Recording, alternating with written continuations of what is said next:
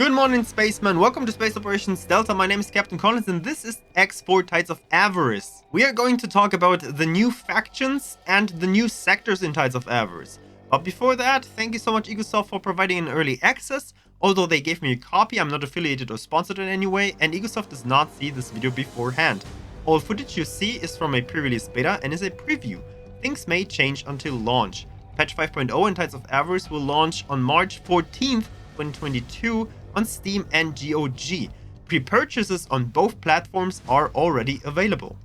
Ready to rummage? Let's start with the content, and let me tell you that both factions are Argon factions, sitting in between Taladi and Argon space and focusing on amassing wealth. You will also see a lot of Taladi walking around stations. We are going to start to talk about the factions first, and therefore we start with the Vigor Syndicate. Not part of the plan, not part of the plan. The boss will be so mad. Windfall was not connected to the other sectors and first established a gate to Avarice, later with the network at large. At this time, the Vigor Syndicate was made up of smaller criminal organizations. They made some revenue by providing security services to the wealthy gambling institutions and by manufacturing, trading illicit substances. Enjoy and discover a wide variety of your favorite games. Xenon Invaders, Ride the Tide, Travelin' Taladi.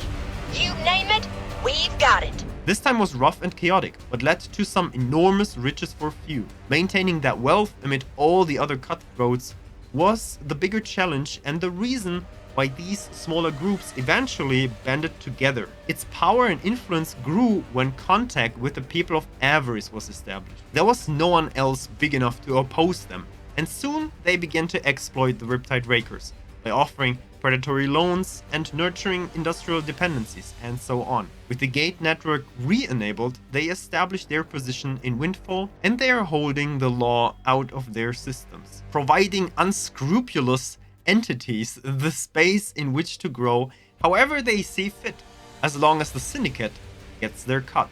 They have a lot of enemies. It is actually easier to talk about the non-enemies, since the Syndicate is not allied with anyone. So the non-enemies are Alliance of the Word, Antigua Free League, the Riptide Rakers, well, the Taladi Company, and that's it. That's hilarious.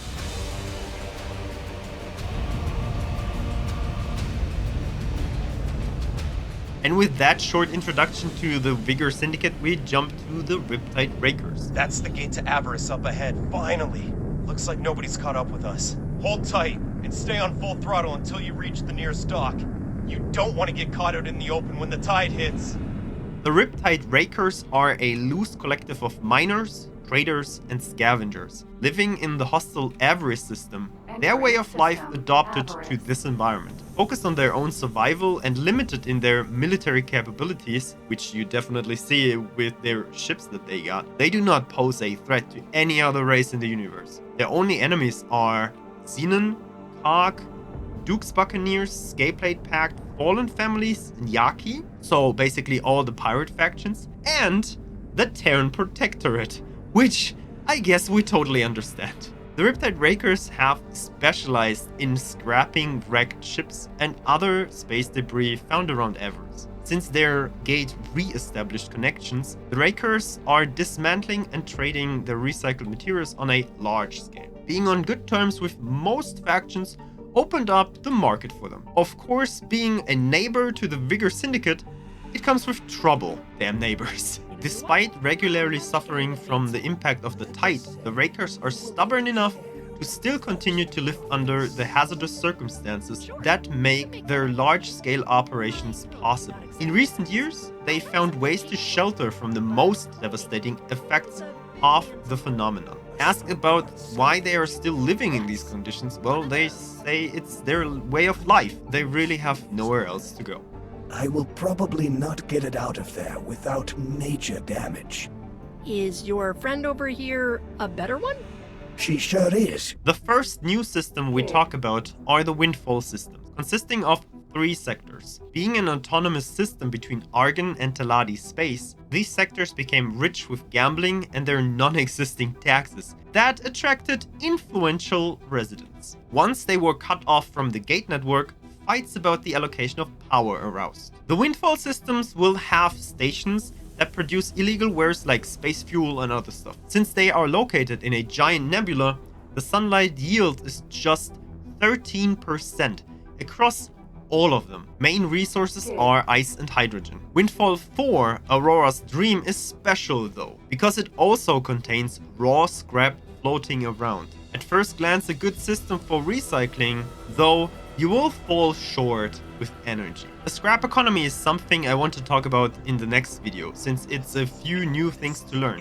So subscribe now and enjoy the last system, Avarice. Hey, you! This is Syndicate business. Stay away or else. Being a former Teladi system, which they sold because of poor profits, it fell apart soon after the gate shut down. Its assets were redistributed to help the people of Avarice cope with their new situation. The first tide in Avarice occurred without prior warning and caught the Rakers unprepared, decimating large parts of their population and leaving complete chaos. Life has adapted since then, with the inhabitants even learning to use the increased solar output. Although the Riptide Rakers trade with others, they don't get many visitors, not only because of their environmental circumstances, but also because visitors need to travel through, well, pirate systems. Inside the Avarice systems, the economy is based on what they can build out of scrap and recycling. That's hull parts, claytronics, and energy cells. The sunlight yield is gigantic at 1,390% compared to a regular sun. The blast, or the tide, though, seems not to damage water. The most common natural resources are actually ice and hydrogen, but every other resource is available too. High yields of ore, silicon, helium, and methane are also available. With a good method of protection, these systems are worth the extra effort. We sincerely hope that you found your way into safety, as the sun is now erupting. Entering system. Windfall. That one looks suitable. I'll drop you off as close as I can. Good luck from there. So will you choose one of the systems for your new start? Do you want to be a pirate lord that just stays in a system that is dangerous to everybody else? Or are you going to just use the systems maybe as a resource source? Tell me in the comments down below, and we'll see us in the live stream starting March 7th on twitch.tv/CaptainCollins, where we are going to jump into Tides of Avarice live, and you can drop all your questions there. Otherwise, thanks for watching, and we'll see us again tomorrow for the next video. Bye. Whoa, do you see that behemoth? I want that one. I'm sorry to inform you that this product is currently unavailable.